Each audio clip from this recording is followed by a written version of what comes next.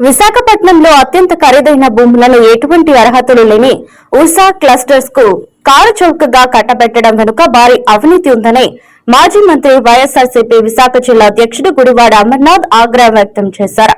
విశాఖ నగర పార్టీ కార్యాలయంలో మీడియాతో మాట్లాడుతూ 2 నెలల కిందట ఏర్పాటైన కంపెనీకి ఏకంగా 3,000 కోట్ల విలువైన భూములను ఎకరం 99 పైసలకు కట్టబెట్టే కుట్రలు చంద్రబాబు లోకేష్లే సూత్రధారులని ఆరోపించారు. కనీస ప్రభుత్వ నిబంధనలను ప్రొసీజర్లను కూడా పాటించకుండా కేటాయింపుల ఫైల్ ను పరుగులు తీయించింది ఎవరు ప్రజలను వెల్లడించాలని డిమాండ్ చేశారు. ఇంకా ఆయన ఏమన్నారంటే, దీన్ని సమర్థిస్తే దీని తక్షణమే సమాధానం చెప్పాలి. ఎందుకు సమర్థించారు, ఏ బేసిస్ మీద నా కంపెనీకి ఎంత భూ ఇవ్వాలని చెప్పి నిర్ణయం తీసుకున్నారు.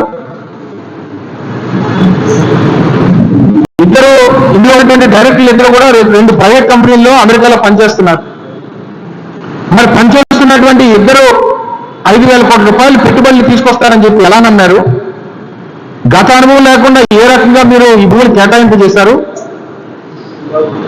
వీటన్నిటి కూడా ప్రభుత్వంలో ఉన్నటువంటి ప్రజలు సమాధానం చెప్పాలని చెప్పి కోరుతా ఉన్నారు.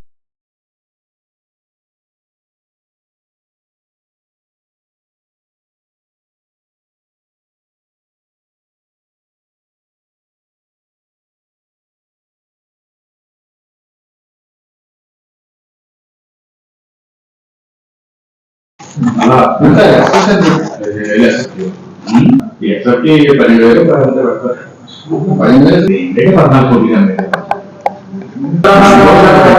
ఉన్నటువంటి 13 ఎకరాల భూమిని లూలు మాల్ కి, ప్రభుత్వం దగ్గర అత్యంత విలువైనటువంటి భూములు ఉన్నటువంటి కాపులపాడులో 56 ఎకరాల భూమిని ఊరు పేరు లేనటువంటి సంస్థకి, కనీసం అనుభవం లేనటువంటి సంస్థకి కేవలం 2 మాసాల ముందే రిజిస్టర్ అయినటువంటి సంస్థకి 56.36 ఎకరాలు, దాదాపు 2,500 నుంచి 3,000 కోట్ల రూపాయలు విలువైనటువంటి భూమిని కట్టబెడుతూ రాష్ట్ర ప్రభుత్వం నిర్ణయం తీసుకున్నటువంటి విషయం మీ అందరికీ తెలుసు. దాదాపు 4-5 రోజులుగా రాష్ట్ర వ్యాప్తంగా, దేశవ్యాప్తంగా పెద్ద ఎత్తున చర్చ జరుగుతూ ఉంది. అసలు ఈ కంపెనీ ఏంటి, ఈ కంపెనీకి సంబంధించినటువంటి బ్యాక్గ్రౌండ్ ఏంటి, ఆర్థిక పరమైనటువంటి బలం ఏంటి, దీంట్లో ఉన్నటువంటి డైరెక్టర్స్ ఎవరు, అసలు ఈ సంస్థకు సంబంధించినటువంటి కార్యకలాపాలు ఏంటి, ఇవన్నీ కూడా పెద్ద ఎత్తున దేశవ్యాప్తంగా చర్చ జరుగుతూ ఉంది.